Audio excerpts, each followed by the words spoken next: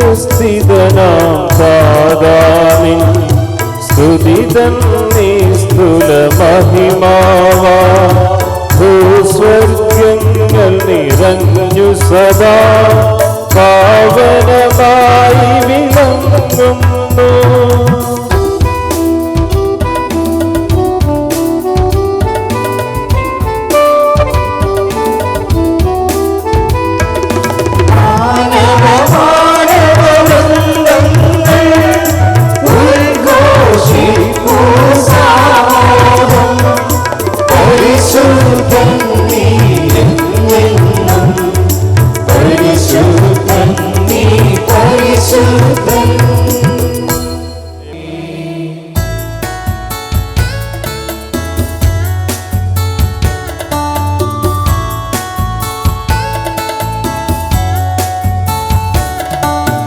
കർത്താവേ മമ രാജാവേ, പാടും നിൻ പുകഴെന്നും ഞാൻ. സകലേശാ തിരുനാമം വാഴ്ത്തിയിടും ഞാനനവരതം.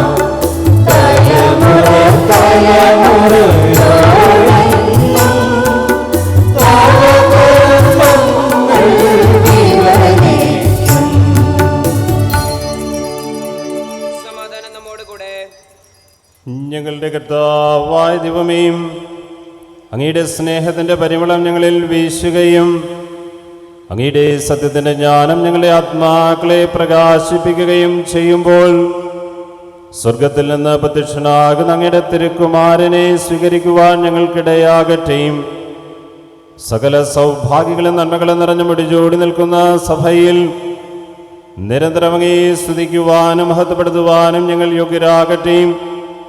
എന്തുകൊണ്ടെന്നാൽ അങ്ങ് എല്ലാറ്റിൻ്റെയും സൃഷ്ടാവാകുന്നു, സകലത്തിൻ്റെയും നാഥ എന്നേക്കും. ആമേൻ.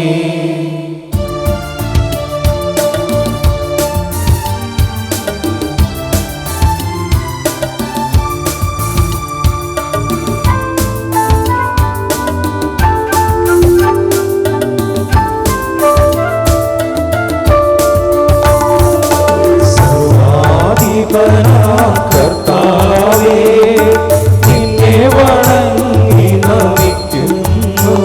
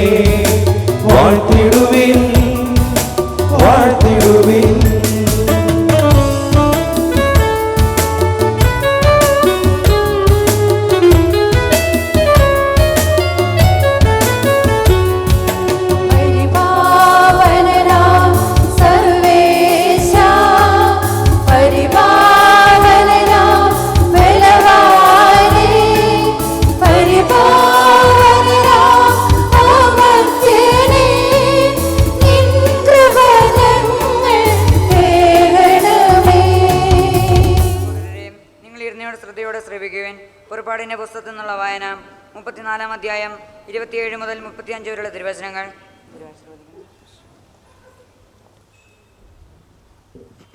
കർത്താവ് മോശയോട് അരുൾ ചെയ്തു, ഈ വചനങ്ങൾ രേഖപ്പെടുത്തുക. നിന്നോടും ഇസ്രായേൽ ജനത്തോടും ഞാൻ ചെയ്ത ഉടമ്പടിയുടെ വ്യവസ്ഥകളാണിവ. മോശ 40 പകലും 40 രാവും കർത്താവിനോട് കൂടെ അവിടെ ചെലവഴിച്ചു. അവർ ഭക്ഷിക്കുകയോ പാനം ചെയ്യുകയോ ചെയ്തില്ല. ഉടമ്പടിയുടെ വചനങ്ങളായ 10 പ്രമാണങ്ങൾ അവൻ പലകകളിൽ എഴുതി. 2 സാക്ഷ്യ പലകകളും വഹിച്ചുകൊണ്ട് മോശ സീനായി മലയിൽ നിന്ന് താഴേക്ക് വന്നു. ദൈവവുമായി സംസാരിച്ചതിനാൽ തൻ്റെ മുഖം തേജോമയമായി എന്ന കാര്യം അവൻ അറിഞ്ഞില്ല. അഹ്റോനും ഇസ്രായേൽ ജനവും മോശയുടെ മുഖം പ്രശോഭിക്കുന്നത് കണ്ടു. അവനെ സമീപിക്കാൻ അവർ ഭയപ്പെട്ടു. മോശ അവരെ വിളിച്ചു. അഹ്റോനും യഹൂദ നേതാക്കന്മാരും അടുത്തു ചെന്നു. മോശ അവരോട് സംസാരിച്ചു. അനന്തരം ജനം അടുത്തു ചെന്നു. സീനായി മലയിൽ വെച്ച് കർത്താവ് തന്നോട് സംസാരിച്ചതെല്ലാം അവൻ അവർക്ക് കൽപ്പനയായി നൽകി. സംസാരിച്ച് തീർന്നപ്പോൾ മോശ ഒരു മൂടുപടം കൊണ്ട് മുഖം മറച്ചു. അവൻ കർത്താവിനോട് കൂടെ സംസാരിക്കാൻ തിരുമുമ്പിൽ ചെല്ലുമ്പോഴോ അവിടെ നിന്ന് പുറത്തു വരുന്നത് വരെയോ മൂടുപടം ധരിച്ചിരുന്നില്ല. അവൻ പുറത്തു വന്ന് അവിടുന്ന് തന്നോട് കൽപ്പിച്ചവയെല്ലാം ഇസ്രായേൽ ജനത്തോട് പറഞ്ഞിരുന്നു. ഇസ്രായേൽ ജനം മോശയുടെ മുഖം കണ്ടു. മോശയുടെ മുഖം പ്രസാദിച്ചിരുന്നു. കർത്താവിനോട് സംസാരിക്കാൻ അകത്ത് പ്രവേശിക്കുന്നതുവരെ മോശ മുഖം മറച്ചിരുന്നു.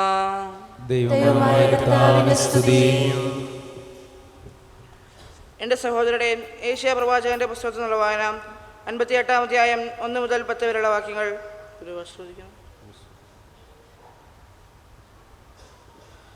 ആവുന്നത്തെ ഉച്ചത്തിൽ വിളിച്ചു പറയുക, കാഹളം പോലെ സ്വരമുയർത്തുക.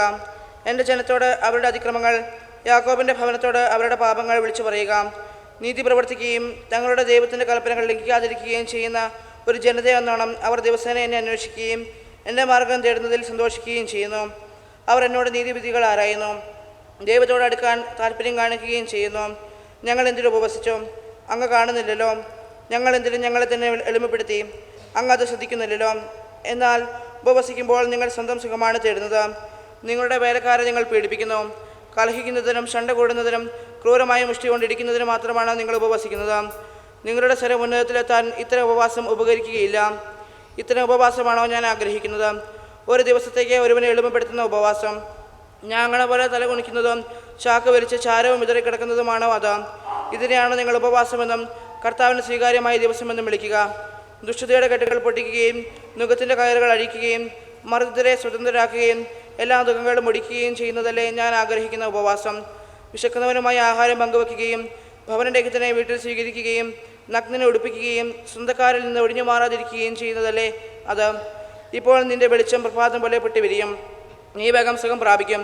നിന്റെ നീതി നിന്റെ മുമ്പിലും കർത്താവിൻ്റെ മഹത്വം നിന്റെ പിമ്പിലും നിന്നെ സംരക്ഷിക്കും. നീ പ്രാർത്ഥിച്ചാൽ കർത്താവ് ഉത്തരമരുളും. നീ നിലവിളിക്കുമ്പോൾ ഇതാ ഞാൻ ഇന്ന് അവിടുന്ന് മറുപടി തരും. മർദ്ദനവും കുറ്റാരോപണവും ദുർഭാഷണവും നിന്നിൽ നിന്ന് ദൂരെ അകറ്റുക. വിശക്കുന്നവർക്ക് ഉദാരമായി ഭക്ഷണം കൊടുക്കുകയും പീഡിതർക്ക് സംതൃപ്തി നൽകുകയും ചെയ്താൽ നിന്റെ പ്രകാശം അന്ധകാരത്തിൽ ഉദിക്കും. നിന്റെ ഇരുണ്ട വേളകൾ മധ്യാഹ്നം പോലെയാകും. ദൈവമായ കർത്താവിനെ സ്തുതി.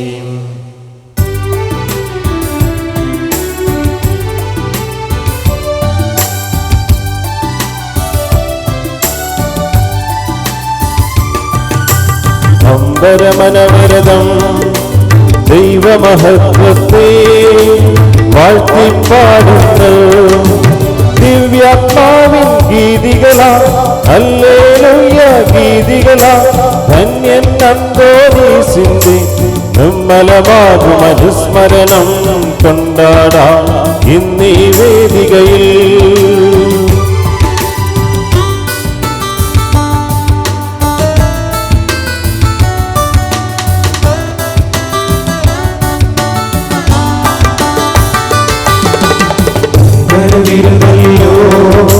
വാനവിധാനങ്ങൾ ഉദ്ഘോഷിക്കുന്നു.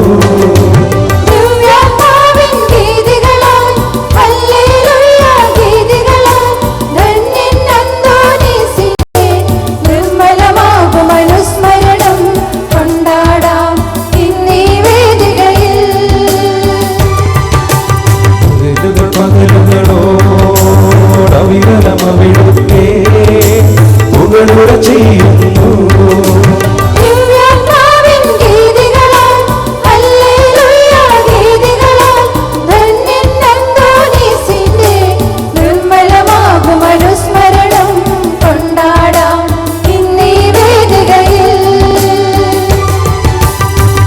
നിത്യപിതാവിനും സുതനും റൂഹായ്ക്കും സ്തുതിയുണ്ടാകട്ടെ.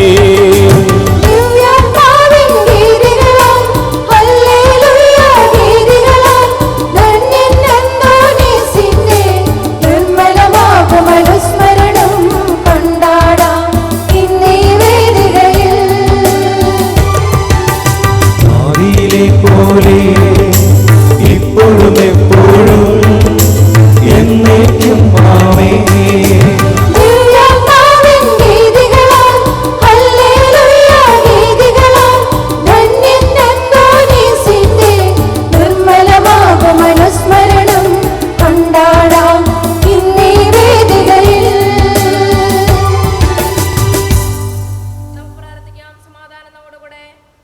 ഞങ്ങളുടെ കർത്താവായ ദൈവമേ, അങ്ങയുടെ ജീവദായകവും ദൈവികമായ കൽപ്പനകളുടെ മധുരസ്വരം ശ്രവിക്കുന്ന സഹോദരരെ, വിശുദ്ധ പൗലോസ് ശ്ലീഹ എഫേസോസ്യർക്ക് എഴുതിയ ലേഖനം 4-ാം അധ്യായം 17 മുതൽ 32 വരെയുള്ള തിരുവചനങ്ങൾ ഗുരു ആശീർവദിക്കണമേ. കർത്താവിൽ ഞാൻ നിങ്ങളോട് ഉറപ്പിച്ചു പറയുകയും സാക്ഷ്യപ്പെടുത്തുകയും ചെയ്യുന്നു, നിങ്ങൾ ഇനിയൊരിക്കലും വൃത്തചിന്തയിൽ കഴിയുന്ന വിജാതിയരെ പോലെ ജീവിക്കരുത്. ഹൃദയകാഠിന്യം നിമിത്തം അജ്ഞത ബാധിച്ച അവർ ബുദ്ധിയിൽ അന്ധകാരം നിറഞ്ഞ് ദൈവത്തിൻ്റെ ജീവനിൽ നിന്ന് അകറ്റപ്പെട്ടിരിക്കുന്നു. അവർ മനസ്സ് മരവിച്ച് ഭോഗാസക്തിക്ക് തങ്ങളെ തന്നെ സമർപ്പിച്ചു. എല്ലാത്തരം അശുദ്ധികളിലും ആവേശത്തോടെ മുഴുകി. പക്ഷേ ഇതല്ല നിങ്ങൾ ക്രിസ്തുവിൽ നിന്ന് പഠിച്ചത്. നിങ്ങൾ യേശുവിനെക്കുറിച്ച് കേൾക്കുകയും സത്യം തന്നിലായിരിക്കുന്നത് പോലെ തന്നെ അവൻ നിങ്ങളെ പഠിപ്പിക്കുകയും ചെയ്തിട്ടുണ്ടല്ലോ. നിങ്ങളുടെ പഴയ ജീവിത രീതിയിൽ നിന്ന് രൂപം കൊണ്ട വഞ്ചന നിറഞ്ഞ ആസക്തികളാൽ കലുഷിതനായ പഴയ മനുഷ്യനെ ദൂരെ എറിയുവിൻ. നിങ്ങൾ മനസ്സ് ചൈതന്യത്തിൽ നവീകരിക്കപ്പെടട്ടെ. യഥാർത്ഥമായ വിശുദ്ധിയിലും നീതിയിലും ദൈവത്തിൻ്റെ സാദൃശ്യത്തിൽ സൃഷ്ടിക്കപ്പെട്ട പുതിയ മനുഷ്യനെ നിങ്ങൾ ധരിക്കുവിൻ. അതിനാൽ വ്യാജം വെടിഞ്ഞ് എല്ലാവരും തങ്ങളുടെ അയൽക്കാരോട് സത്യം സംസാരിക്കണം. കാരണം നാം ഒരേ ശരീരത്തിൻ്റെ അവയവങ്ങളാണ്. കോപിക്കാം, എന്നാൽ പാപം ചെയ്യരുത്. നിങ്ങളുടെ കോപം സൂര്യൻ അസ്തമിക്കുന്നത് വരെ നീണ്ടുപോകാതിരിക്കട്ടെ. സാത്താന് നിങ്ങൾ അവസരം കൊടുക്കരുത്. മോഷ്ടാവ് ഇനിമേൽ മോഷ്ടിക്കരുത്. അവൻ ഇല്ലാത്തവരുമായി പങ്കുവെക്കാൻ എന്തെങ്കിലും സമ്പാദിക്കുന്നതിന് വേണ്ടി സ്വന്തം കൈകൾ കൊണ്ട് മാന്യമായ ജോലി ചെയ്യട്ടെ. നിങ്ങളുടെ അധരങ്ങളിൽ നിന്ന് തിന്മയുടെ വാക്കുകൾ പുറപ്പെടാതിരിക്കട്ടെ. കേൾവിക്കാർക്ക് ആത്മീയ ചൈതന്യം പ്രദാനം ചെയ്യുന്നതിനായി അവരുടെ ഉന്നതിക്ക് ഉതുക്കും വിധം നല്ല കാര്യങ്ങൾ സന്ദർഭമനുസരിച്ച് സംസാരിക്കുവിൻ. രക്ഷയുടെ ദിനത്തിനു വേണ്ടി നിങ്ങളെ മുദ്രിതരാക്കിയ ദൈവത്തിൻ്റെ പരിശുദ്ധാത്മാവിനെ വേദനിപ്പിക്കരുത്. സകല വിദ്വേഷവും ശോഭവും ക്രോധവും അട്ടഹാസവും ദൂഷണവും എല്ലാ തിന്മകളോടും കൂടെ നിങ്ങൾ ഉപേക്ഷിക്കുവിൻ. ദൈവം ക്രിസ്തു വഴി നിങ്ങളോട് ക്ഷമിച്ചതുപോലെ നിങ്ങളും പരസ്പരം ക്ഷമിച്ചും കരുണ കാണിച്ചും ഹൃദയാർദ്രതയോടെ പെരുമാറുവിൻ. നമ്മുടെ കർത്താവായ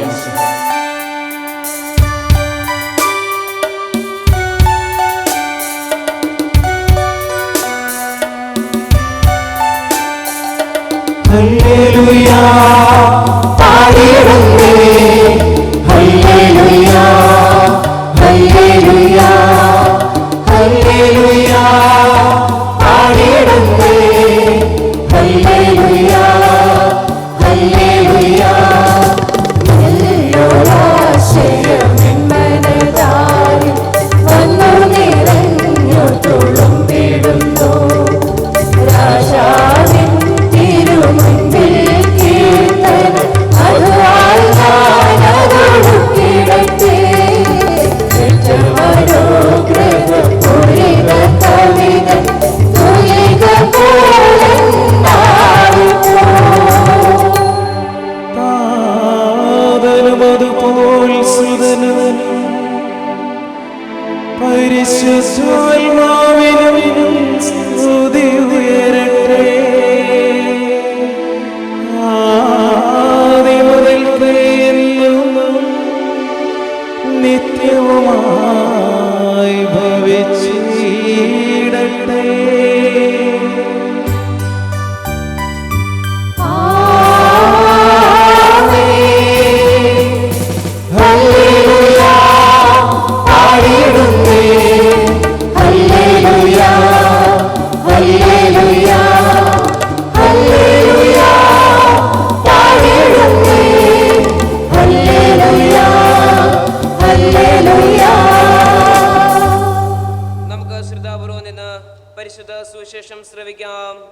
സമാധാനം നിങ്ങളോട് കൂടെ.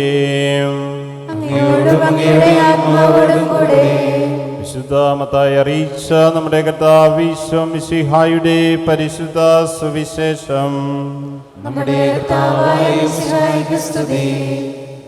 അധ്യായം 4 തിരുവചനങ്ങൾ 1 മുതൽ 11 വരെ. അനന്തരം പിശാചിനാൽ പരീക്ഷിക്കപ്പെടുന്നതിന് യേശുവിൻ്റെ ആത്മാവ് മരുഭൂമിയിലേക്ക് നയിച്ചു. യേശു 40 ദിനരാത്രങ്ങൾ ഉപവസിച്ചു. അപ്പോൾ അവന് വിശന്നു. പ്രലോഭകൻ അവനെ സമീപിച്ചു പറഞ്ഞു, നീ ദൈവപുത്രനാണെങ്കിൽ ഈ കല്ലുകൾ അപ്പമാകുവാൻ പറയുക. അവൻ പ്രതിവചിച്ചു, മനുഷ്യൻ അപ്പം കൊണ്ട് മാത്രമല്ല ദൈവത്തിൻ്റെ നാവിൽ നിന്ന് പുറപ്പെടുന്ന ഓരോ വാക്കുകൊണ്ടുമാണ് ജീവിക്കുന്നത് എന്ന്.